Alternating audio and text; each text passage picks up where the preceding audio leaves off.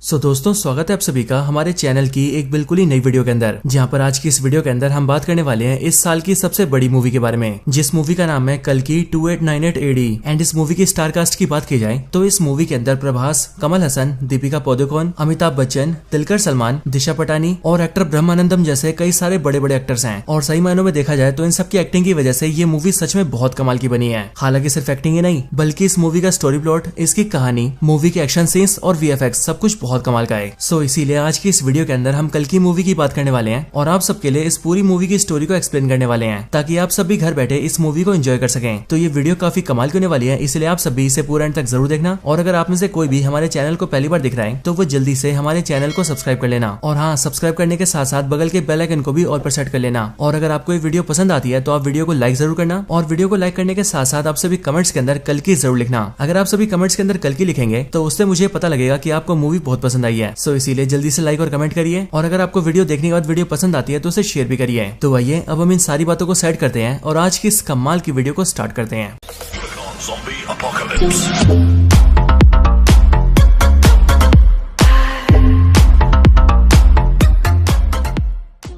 तो कल्कि मूवी की स्टार्टिंग होती है आज से कई हजार साल पहले से, बिल्कुल उस टाइम से जिस टाइम पर महाभारत का वॉर चल रहा था। और इसीलिए महाभारत के वॉर के अंदर हम ये देखते हैं कि पांडवों की सेना ने कौरवों की सेना को हरा दिया होता है। इसीलिए अश्वत्थामा को छोड़कर बाकी सारे लोग मारे जाते हैं। एंड यहीं पर हम ये देखते हैं कि महाभारत के टाइम में अश्वत्थामा और कोई नहीं बल्कि अमिताभ बच्चन होते हैं। वॉर के अंदर अश्वत्थामा जब ये देखते हैं कि पांडवों ने न सिर्फ उनके सारे दोस्तों कौरवों को मार दिया है, बल्कि उसके साथ ही पांडवों ने मिलकर उनके फादर द्रोणाचार्य को भी मार दिया है। और इसीलिए ये सारी चीजें देखकर अश्वत्थामा को बहुत गुस्सा आता है एंड वो सीधा ब्रह्मास्त्र को समन करता है। और क्योंकि इस टाइम पर अर्जुन के बेटे अभिमन्यु की वाइफ प्रेग्नेंट होती है, इसलिए अश्वत्थामा अपने ब्रह्मास्त्र से सीधा उस पर अटैक करता है, जिसके बाद ही अभिमन्यु की वाइफ के पेट में जो बच्चा होता है वो ब्रह्मास्त्र के अटैक से मारा जाता है। अब इस चीज को भगवान श्री कृष्ण देखते हैं एंड इसीलिए इस चीज को देखकर लॉर्ड कृष्णा को बहुत गुस्सा आता है। और इसीलिए पहले तो वो अश्वत्थामा को काफी बीट करते हैं एंड फिर उसके बाद ही वो अश्वत्थामा को श्राप देते हैं कि अब उसे ना चाहते हुए भी जिंदा रहना पड़ेगा और वो बेशक से मरने की भीख मांगेगा, लेकिन तब भी वो जिंदा रहेगा और जब तक पूरा कलयुग खत्म नहीं होता तब तक उसकी सांसें चलेंगी। लेकिन श्राप मिलने के बाद ही अश्वत्थामा को ये रियलाइज होता है कि उसने बहुत ही बड़ी गलती कर दी है एंड इसीलिए वो लॉर्ड कृष्णा से कहता है कि अब वो अपनी गलती समझ चुका है, इसीलिए वो पश्चाताप करना चाहता है। और फिर ये सुनकर ही लॉर्ड कृष्णा उसे पश्चाताप करने का मौका देते हैं। यहीं पर ही लॉर्ड कृष्णा अश्वत्थामा को बताते हैं कि अब आने वाला जो युग है वो है कलयुग, और उसी कलयुग के अंदर कली होगा जो कि एक बहुत ही पावरफुल डीमन होगा और वो दुनिया को बर्बाद करके रख देगा। लेकिन फिर उसी को मारने के लिए भगवान श्री कृष्ण जन्म लेंगे, वो भी कल्कि अवतार के अंदर। लेकिन हाँ, जब कल्कि अवतार जिस माता के जरिए जन्म ले रहे होंगे, कल्कि उसी माता को जन्म लेने से रोकेगा ताकि कल्कि का जन्म ना हो सके। और इसीलिए उसी टाइम पर अश्वत्थामा को उनकी मदद करनी होगी और ये मेक श्योर करना होगा कि कल्कि अवतार का जन्म हो। अब ये सब होने के बाद ही 6000 साल बीत जाते हैं और 6000 साल बीतने के बाद ही कहानी प्रेजेंट में आती है। कहानी के प्रेजेंट टाइम में आने के साथ ही हम ये देखते हैं कि महाभारत वॉर के खत्म होने के साथ ही कलयुग की शुरुआत हो गई थी। और इसीलिए इस कलयुग के अंदर जितने भी लोगों ने जन्म लिया है उन सभी लोगों ने खुद को काफी ज्यादा इवॉल्व किया, वो काफी ज्यादा डेवलप हुए और उन्होंने बहुत ही एडवांस टेक्नोलॉजी भी बना ली। और सिर्फ यही नहीं बल्कि अपने अपने बचाव के लिए उन सब ने काफी पावरफुल और एडवांस वेपन्स भी क्रिएट किए। लेकिन अब क्योंकि कलयुग के इंसानों के अंदर बहुत ज्यादा गुस्सा और नफरत है, इसीलिए अपने गुस्से और नफरत के चलते वो सब आपस में लड़ने लगे, जिसके रिजल्ट में उन सबके बीच वॉर छिड़ गई। एंड उन सारी वॉर्स के अंदर उन्होंने ना सिर्फ एक दूसरे को मारा बल्कि एक दूसरे को मारने के साथ ही उन्होंने पूरी दुनिया को भी बर्बाद कर दिया। इसीलिए प्रेजेंट टाइम के अंदर हम ये देखते हैं कि अब पूरी दुनिया डिस्ट्रॉय हो चुकी है और इसीलिए पूरी दुनिया के अंदर सिर्फ एक ही ऐसा शहर है जो कि इस टाइम पर जीने लायक है, और उस शहर का नाम है काशी, जो कि इंडिया के अंदर है। इसके साथ ही यहीं पर हम ये भी जानते हैं कि असल में काशी दुनिया का पहला शहर भी है, यानी कि जब मानव सभ्यता बसना शुरू हुई थी तब उस टाइम पर काशी सबसे पहले बसाया गया था। यहाँ पर हमें पता लगता है कि काशी शहर को छोड़कर पूरी दुनिया के अंदर ऐसा कोई भी शहर नहीं है जो कि जीने लायक है, क्योंकि वो सारी जगहें बर्बाद हो चुकी है। हालांकि यहाँ पर हम ये भी जानते हैं कि काशी के अलावा एक और ऐसा शहर है जो कि जीने लायक है और उस शहर का नाम है शंबाला। लेकिन हाँ, मूवी के अंदर बहुत ही कम लोग ये जानते हैं कि शंबाला शहर कहाँ पर है, स्पेशली इसके बारे में सिर्फ वही लोग जानते हैं जो कि शंबाला में रहते हैं। अब मैं आप सबको इन रियलिटी बताऊं तो एक्चुअल रियलिटी के अंदर शंबाला नाम का कोई शहर नहीं है। लेकिन हाँ, अगर बुद्धिस्ट रिलीजन की माने तो बुद्धिस्ट लोग ऐसा मानते हैं कि शंबाला नाम का एक शहर एग्जिस्ट करता है और उनकी मान्यताओं के मुताबिक ये शहर हिमालयस के अंदर है, बट एक्चुअल में इसके बारे में कोई नहीं जानता है। और इसीलिए जिस तरह से इन रियलिटी शंबाला एग्जिस्ट करता है, ठीक उसी तरह से इसे मूवी में भी दिखाया गया है, क्योंकि मूवी में भी शंबाला शहर के बारे में कोई भी नहीं जानता है और ये भी एक छुपी हुई शहर है जिसका लोकेशन बहुत कम लोगों को पता है। अब काशी शहर के अंदर हम ये देखते हैं कि काशी के अंदर कई सारे लोग हैं और उन सब में से कुछ लोग अमीर हैं और बाकी सब लोग गरीब हैं, और इसीलिए जो भी लोग गरीब हैं उनकी जिंदगी बहुत बुरी है। इसके साथ ही काशी शहर के मिडिल एरिया के अंदर एक कॉम्प्लेक्स नाम की बहुत बड़ी जगह है जो कि देखने में एक उल्टे से ट्रायंगल जैसा दिखता है, लेकिन ये कॉम्प्लेक्स नाम का ऑब्जेक्ट काफी ज्यादा बड़ा है और इसके अंदर खाना, साफ पानी, साफ एयर, अच्छे कपड़े, अच्छे घर पेड़ पौधे, साफ नदियाँ, साफ जंगल और इस तरह की सारी चीजें हैं। एंड इसीलिए जो भी अमीर लोग हैं वो सब लोग इसके अंदर रहते हैं। हालांकि इस कॉम्प्लेक्स को काफी सिस्टमेटिकली तरीके से चलाया जाता है और जो इस पूरे कॉम्प्लेक्स को रूल करता है उसे सुप्रीम कहा जाता है। पूरा नाम कहे तो सुप्रीम यास्किन। अब ये जो सुप्रीम यास्किन है ये ना सिर्फ पूरे कॉम्प्लेक्स को रूल करता है बल्कि इसके साथ ही सब कुछ को मैनेज करने के लिए इसके पास खुद की आर्मी भी है, जिस आर्मी के सोल्जर्स इसके कहने पर सारे काम करते हैं। और इन सारी आर्मी को मैनेज करने के लिए इसके पास एक कमांडर भी है जो कमांडर ही आर्मी को ऑर्डर्स देता है। इसके साथ ही हम ये भी जानते हैं कि पूरे कॉम्प्लेक्स से लेकर पूरे काशी शहर के अंदर कोई डॉलर या फिर रुपीस जैसी करेंसी नहीं चलती, बल्कि यहाँ पर जो चलता है उसे यूनिट्स कहते हैं और ये यूनिट्स ही यहाँ के पैसे के बराबर है। और इसीलिए जो भी रिच आदमी इस कॉम्प्लेक्स के अंदर रहना चाहता है उसे यहाँ पर आने के लिए 1 मिलियन यूनिट्स देने पड़ते हैं। यानी कि सिंपली 1 मिलियन यूनिट्स दीजिए और फिर उसके बाद से आप कॉम्प्लेक्स के अंदर रह सकते हैं। लेकिन 1 मिलियन यूनिट्स का मतलब है 10 लाख यूनिट्स और इतने ज्यादा यूनिट्स किसी गरीब आदमी के पास नहीं है, इसीलिए उन सबको कॉम्प्लेक्स के बाहर रहना पड़ता है। लेकिन हाँ, वो सब भी कॉम्प्लेक्स के अंदर जाने का सपना जरूर देखते हैं। अब इसके बाद ये एंट्री होती है हमारी मूवी के मेन हीरो की, यानी कि रेबल स्टार प्रभास की,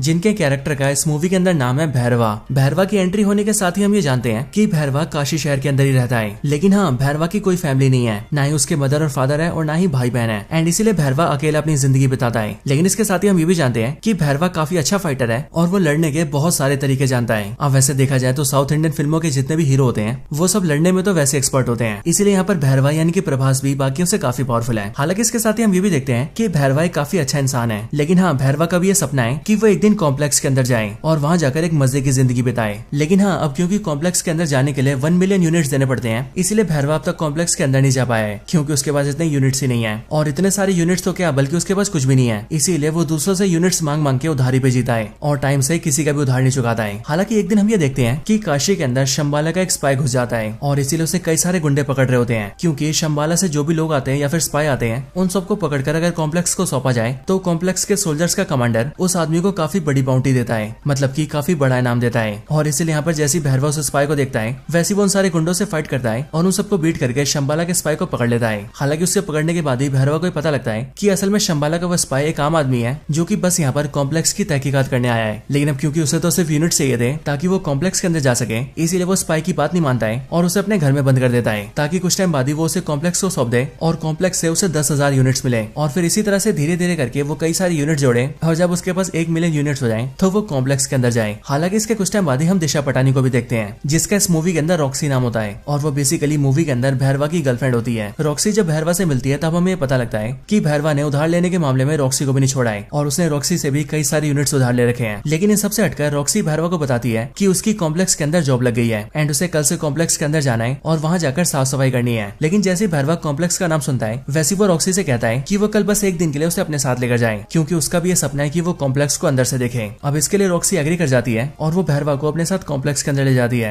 अंदर आने के बाद ही भैरवा को बहुत खुशी होती है, क्योंकि वो देखता है कि कॉम्प्लेक्स अंदर से बहुत सुंदर है, वहाँ बहुत सारा साफ पानी है, खाने के लिए बहुत कुछ है, वहाँ नदियां हैं, जंगल है और इसी तरह की बहुत सारी सुंदर सुंदर चीजें हैं। एंड इसलिए ये सब देखकर भैरवा थोड़ा पागल हो जाता है और वो रॉक्सी के साथ मिलकर सब कुछ के मजे लेने लगता है। लेकिन हाँ, कुछ टाइम बाद ही वो सोल्जर्स के हाथों पकड़ा जाता है, जिस वजह से कॉम्प्लेक्स के सोल्जर्स भैरवा को बाहर निकाल देते हैं। लेकिन हाँ, जब भैरवा को कॉम्प्लेक्स से निकाल दिया जाता है तब उसका कॉम्प्लेक्स के अंदर जाने का और भी ज्यादा मन करने लगता है, क्योंकि उसने कॉम्प्लेक्स के अंदर का ट्रेलर जो देख लिया होता है। एंड इसीलिए भैरवा ये डिसाइड करता है कि वो जल्दी से जल्दी कॉम्प्लेक्स के अंदर जाकर ही रहेगा और कॉम्प्लेक्स के अंदर ही जिंदगी बिताएगा। अब इसके बाद ही सीन शिफ्ट होता है और हमें सीधा कॉम्प्लेक्स के अंदर का नजारा दिखता है। कॉम्प्लेक्स के अंदर हम एक बहुत बड़ी सी लैब को देखते हैं, जिस लैब के अंदर बहुत सारी लड़कियां होती हैं और कई सारे साइंटिस्ट होते हैं जो कि उन सब पर रिसर्च कर रहे होते हैं। लेकिन फिर इसके बाद ही हमें कॉम्प्लेक्स का सुप्रीम दिखता है, यानी कि सुप्रीम यास्किन। और फिर यहीं पर ही हमें पता लगता है कि सुप्रीम यास्किन ही एक्चुअल में कली है। बट यहाँ पर हम ये जानते हैं कि कली यानी कि सुप्रीम यास्किन बहुत ही बुरी हालत में होता है। उसकी बॉडी काफी दुबली पतली और कमजोर सी होती है एंड उसके अंदर पावर्स भी नहीं होती है। हालांकि यहीं पर मैं आप सबको बता दूं कि ये जो सुप्रीम यास्किन होता है यानी कि कली, ये एक्चुअल में एक्टर कमल हसन होते हैं, क्योंकि कमल हसन ने इस मूवी के अंदर सुप्रीम यास्किन की एक्टिंग की है। और वैसे यहाँ पर ज्यादा कंफ्यूजन ना हो उसके लिए हम कली को सुप्रीम यास्किन के नाम से नहीं बल्कि कली के नाम से बुलाएंगे। अब यहाँ पर हम ये देखते हैं कि कली बहुत बुरी हालत में होता है और इसीलिए उसे अपनी पावर्स वापस चाहिए होती है एंड वो खुद को फिर से ठीक करना चाहता है, या फिर यूं कहे वो खुद को पावरफुल करना चाहता है। इसके साथ ही हम ये भी जानते हैं कि कली एक्चुअल में ह्यूमंस से बहुत नफरत करता है, क्योंकि कली का ऐसा मानना है कि ह्यूमंस नेचर को डिस्ट्रॉय कर रहे हैं और इन 6000 सालों में जब से कलयुग चलता आ रहा है तब उन पूरे सालों के अंदर ह्यूमंस ने पूरी दुनिया को बर्बाद करके रख दिया है। इसीलिए ह्यूमन बींग्स को जीने का कोई अधिकार नहीं है एंड इसीलिए वो सारे के सारे ह्यूमंस को खत्म कर देना चाहता है। लेकिन उससे पहले वो खुद को पावरफुल करना चाहता है। लेकिन खुद को ठीक करने के लिए और बहुत ज्यादा पावरफुल बनने के लिए कली को एक सीरम की जरूरत है, जो सीरम एक प्रेग्नेंट वुमेन के पेट से निकल सकता है, यानी कि ऐसे वुमेन के पेट से जिसके पेट के अंदर चाइल्ड हो। और इसके लिए कली ने एक बहुत बड़ी लैब बना रखी है एंड उस लैब में काम करने के लिए उसके पास सारे टॉप साइंटिस्ट हैं और कली के पास जितने जितने भी सोल्जर्स हैं वो उनकी मदद से बहुत सारी लड़कियों को पकड़ के लाता है और उन सबको अपनी लैब के अंदर कैद करके रखता है। और फिर उसके बाद ही कली उन सारी लड़कियों के अंदर सीडिंग करता है, जो कि बेसिकली एक साइंटिफिक एक्सपेरिमेंट है जिसके जरिए वो लड़कियों को प्रेग्नेंट करता है। लेकिन यहाँ पर वो नॉर्मली प्रेग्नेंट नहीं करता है, बल्कि वो सीडिंग करने के लिए किसी स्पेशल मेथड का यूज करता है और सीडिंग में कुछ स्पेशल मिलाता भी है, जिसके बाद लड़कियां प्रेग्नेंट होने लगती हैं। हालांकि यहाँ पर हम ये भी देखते हैं कि यहाँ पर जितनी भी लड़कियों के ऊपर सीडिंग की जाती है उनमें से सारी की सारी लड़कियां प्रेग्नेंट नहीं होती हैं। इसीलिए जो भी प्रेग्नेंट होती हैं उन सबको अलग जगह रखा जाता है एंड उन्हें रहने के लिए और खाने पीने के लिए सब कुछ बहुत ही बढ़िया दिया जाता है। लेकिन जो भी लड़कियां सीडिंग के बाद भी प्रेग्नेंट नहीं हो पाती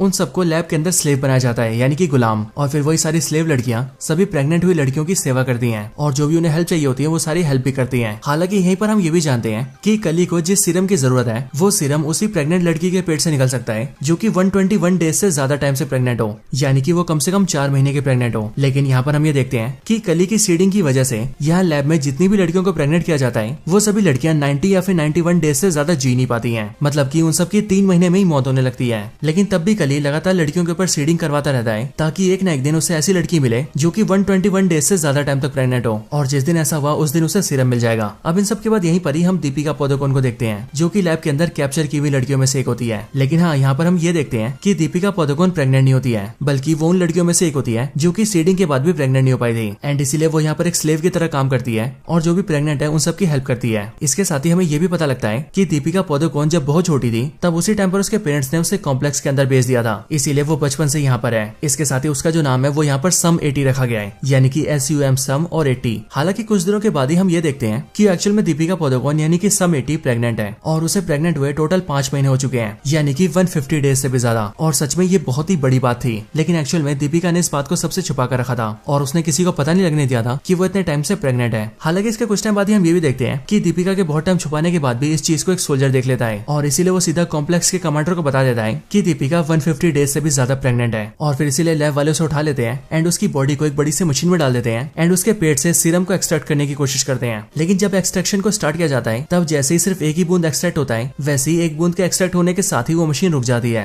और फिर उसके बाद ही पावर सप्लाई कट जाती है, लाइटें धीरे धीरे करके जलने बुझने लगती हैं एंड आसपास की सारी चीजें हिलने लगती हैं। और फिर इसी टाइम पर दूसरी तरफ हम ये देखते हैं कि यहाँ से थोड़ी दूरी पर एक टेम्पल होता है और उसी टेम्पल के अंदर अश्वत्थामा होता है जो कि वैसे तो काफी टाइम से मेडिटेशन में होता है, लेकिन अभी अचानक से उसकी आंखें खुलती हैं और वो इस बात को फील करता है कि कल की अवतार जन्म लेने वाले हैं और इसीलिए भगवान उसे संकेत दे रहे हैं कि वो उनके जन्म होने में कोई बाधा ना आने दे। एंड फिर इसके लिए अश्वत्थामा वहाँ से निकल जाते हैं और वो उसी वुमेन को ढूंढने लगते हैं जो वुमेन कल की अवतार को जन्म देने वाली है। हालांकि इसी टाइम पर हमें भी ये पता लग जाता है कि असल में जो कल की अवतार को जन्म देने वाली है वो और कोई नहीं बल्कि दीपिका पादुकोण है, यानी कि सम 80। इसके बाद ही हम कॉम्प्लेक्स में देखते हैं जहाँ पर सिर्फ एक बूंद सीरम के निकलने के बाद ही एक्सट्रैक्शन रुक गया था। लेकिन फिर इसके अगले पल ही हम ये देखते हैं कि जिस मशीन के अंदर दीपिका होती है उसी मशीन के अंदर उसकी एक फ्रेंड आ जाती है जो कि दीपिका की तरह ही एक स्लेव थी और वो दीपिका को वहाँ से निकाल लेती है एंड वो एक खुफिया रास्ते से होते हुए काफी नीचे आ जाती है। वहाँ पर आने के बाद ही वो दीपिका को बताती है कि वो असल में शंबाला की एक स्पाई है एंड वो पिछले 2 सालों से कॉम्प्लेक्स के अंदर है और यहाँ आकर वो सारी इन्फॉर्मेशन इकट्ठा कर रही है ताकि वो इन सब के बारे में शंबाला शहर के अंदर बता सके। नीचे लाने के बाद ही वो दीपिका को गेट के पास ले आती है और वो दीपिका को बताती है कि यहाँ पर एक खुफिया गेट है जहाँ से वो लोग कॉम्प्लेक्स से बाहर निकल सकते हैं। इसके साथ ही वो ये भी बताती है कि उसने अपने कुछ दोस्तों को सिग्नल देकर वहाँ पर बुला लिया है और इसलिए वो ये चाहती है कि दीपिका वहाँ से निकल जाए, जिसके बाद उसके दोस्त उसे सीधा शंबाला ले जाएंगे और वहाँ पर वो सुरक्षित रहेगी। हालांकि दीपिका उससे ये पूछती है कि वो आखिर ये सब क्यों कर रही है, जिस पर वो दीपिका को बताती है कि असल में शंबाला एक काफी पवित्र शहर है एंड वहाँ पर हम सबका ये मानना है कि एक औरत भगवान को जन्म देगी, यानी कि कल की अवतार को, जिसके बाद ही वो कल की अवतार सारे इंसानों का भला करेंगे और इसी उम्मीद पर हमारा पूरा शंबाला शहर जी रहा है। एंड मुझे ऐसा लगता है कि तुम ही वो औरत हो जो कि भगवान को जन्म देने वाली है, इसीलिए मेरा कर्तव्य है कि मैं तुम्हारी जान बचाऊं। इसके बाद ही वो दीपिका से कहती है कि वो यहाँ से बाहर निकल जाए और उसके पीछे सोल्जर्स ना आए, इसीलिए उन्हें रोकने के लिए वो यहाँ पर रुकेगी। ये सुनकर दीपिका वहाँ से बाहर आ जाती है और बाहर आने के बाद ही वो देखती है कि उसके सामने शंबाला के 3 और एजेंट्स होते हैं जो कि दीपिका को ले जाने के लिए एक बड़ी सी गाड़ी लेकर आए होते हैं। वो तीनों जल्दी से दीपिका को बिठाते हैं और उसे लेकर वहाँ से निकल जाते हैं और जल्दी से जल्दी शंबाला पहुंचने की कोशिश करते हैं। हालांकि इसके बाद ही हम कॉम्प्लेक्स में ही देखते हैं कि कमांडर को ये पता लग जाता है कि सम 80 वहाँ से निकल चुकी है और इसीलिए वो अपने सारे सोल्जर्स को उसके पीछे लगाता है एंड सबसे कहता है कि वो उसे पकड़ कर लेकर आए। इसके साथ ही वो शहर के अंदर भी अनाउंस कर देता है कि जो भी सम 80 को पकड़ कर लाएगा उसे इनाम के तौर पर 5 मिलियन यूनिट्स मिलेंगे। एंड इसलिए यहाँ पर हम ये देखते हैं कि इस वाले ऑफर को भैरवा भी देखता है और इसीलिए वो सोचता है कि अगर उसने सम 80 को पकड़ लिया तो उसे 5 मिलियन यूनिट्स मिलेंगे एंड देन उसके बाद वो बड़े आराम से कॉम्प्लेक्स के अंदर जा पाएगा और इसलिए वो भी दीपिका की यानी कि सम 80 की तलाश में निकल जाता है। इधर जो 3 लोग दीपिका को शंबाला लेकर जा रहे थे हम उनके बारे में भी जानते हैं एंड यहाँ पर हमें पता लगता है कि इनके नाम वीरान और कायरा होते हैं एंड इन दोनों के साथ इनका एक और साथी होता है। और यहाँ पर हम ये भी देखते हैं कि यहाँ पर कायरा दीपिका से उसका नाम पूछती है, जिस पर वो उसे बताती है कि उसका नाम सम 80 है, पर फिर वो दीपिका से कहती है कि उसे उसका नाम सम 80 नहीं रखना चाहिए बल्कि इससे इससे बढ़िया उसे उसका नाम सुमति रखना चाहिए। और फिर यहीं से हम ये देखते हैं कि दीपिका अपना नाम समिति नहीं बल्कि सुमति रख लेती है। हालांकि इसके कुछ टाइम बाद ही हम ये देखते हैं कि कॉम्प्लेक्स के सोल्जर इन्हें ढूंढ लेते हैं और इसीलिए वो लोग इन पर अटैक कर देते हैं और सुमति को वहां से ले जाने की कोशिश करते हैं। पर फिर उसी टाइम पर यहाँ पर एंट्री होती है अश्वत्थामा की, यानी कि अमिताभ बच्चन की, जो कि यहाँ पर जैसे आते हैं वैसे वो सारे सोल्जर्स को बीट कर देते हैं और इन सबको पेल पाल के वो सुमति को बचा लेते हैं। एंड वो सुमति से ये भी कहते हैं कि अब से वही उसकी हिफाजत करेंगे क्योंकि वो बहुत ही जल्दी भगवान को जन्म देने वाली है। हालांकि इसके कुछ टाइम बाद ही हम ये देखते हैं कि वहाँ पर भैरवा भी आ जाता है जिसने की सुमति को ढूंढ लिया होता है और इसीलिए यहाँ पर आने के बाद ही वो सुमति को ले जाने की कोशिश करता है, जिस वजह से भैरवा और अश्वत्थामा दोनों के बीच फाइट होती है। एंड इसी फाइट में अश्वत्थामा भैरवा को पटक देता है और उसे बुरी तरह से हरा देता है, जिसके बाद वो सब लोग सुमति को लेकर सीधा शंबाला निकल जाते हैं। इधर दूसरी साइड जैसी कमांडर को पता लगता है कि सोल्जर्स को सुमति मिली थी, वैसे वो अपने कई और सोल्जर्स के साथ मिलकर सीधा उसी जगह पर आ जाता है जहाँ पर भैरवा और अश्वत्थामा की फाइट हुई थी।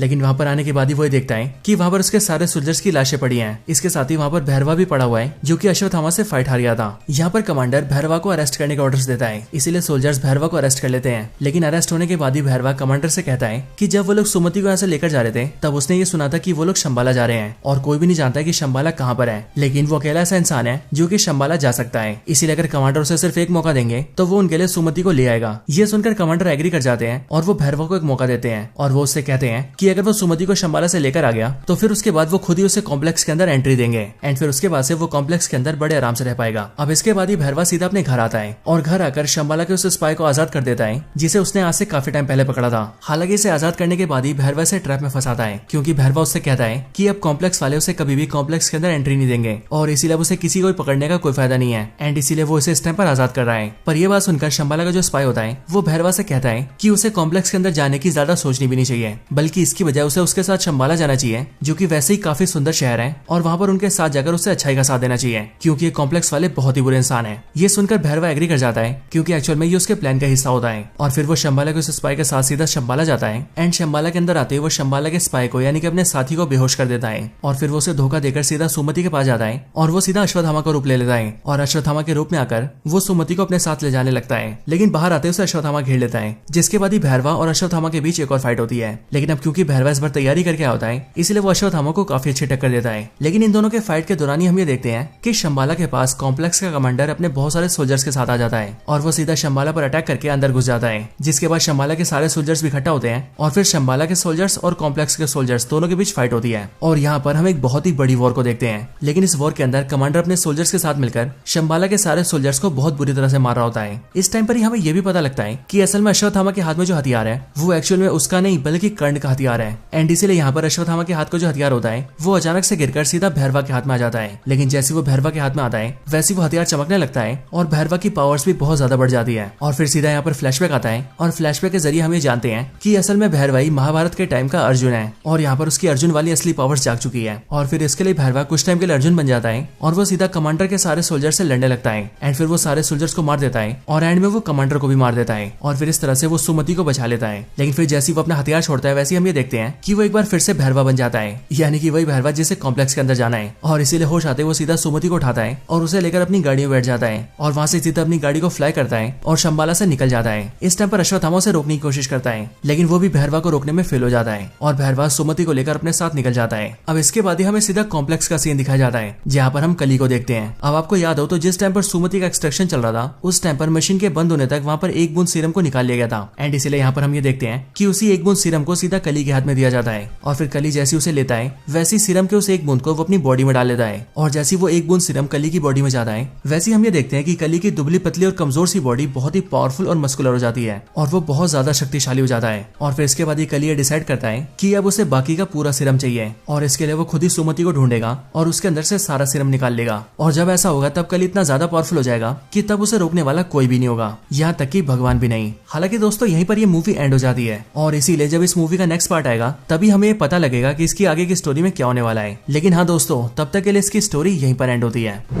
सो दोस्तों यही थी वीडियो कल की मूवी के ऊपर। आप सबको इस मूवी की स्टोरी और हमारी वीडियो कैसी लगी ये आप मुझे कमेंट्स के अंदर जरूर बताना और अगर आप सभी का कोई और रिकमेंडेशन हो तो आप वो भी मुझे कमेंट्स के अंदर बता सकते हैं। बाकी वीडियो पसंद आई हो तो इसे लाइक जरूर करें और कमेंट्स के अंदर भी कल की जरूर लिखें। आप वीडियो को लाइक और कमेंट जरूर करना क्योंकि जब आप वीडियो को लाइक करेंगे और कमेंट्स के अंदर कल्कि लिखेंगे तब हमें भी ये पता लगेगा कि आप सबको वीडियो बहुत पसंद आई है। और हाँ, अगर आपको सच में वीडियो ज्यादा पसंद आई हो तो आप वीडियो को लाइक और कमेंट करने के साथ साथ वीडियो को शेयर भी कर देना, ताकि आपके साथ साथ आपके सारे दोस्त भी इस वीडियो को देखकर मूवी की स्टोरी जान पाएं। और हाँ, अगर आपको इसके अलावा हमारे चैनल की कोई और ऐसी वीडियो देखनी हो तो आप सिंपली हमारे चैनल को चेकआउट कर सकते हैं, या फिर मैंने कई सारी वीडियोस के लिंक डिस्क्रिप्शन में भी दिए हुए हैं। आपका जो मन करे आप वो वाली वीडियो देख सकते हैं और मुझे उम्मीद है कि आपको वो सारी वीडियोस बहुत पसंद आएंगी। तो बस आज की इस वीडियो में इतना ही। इस वीडियो को यहीं पर एंड करते हैं। मैं मिलता हूँ आपसे ऐसी किसी और बेहतरीन वीडियो में। तब तक के लिए गुड बाय।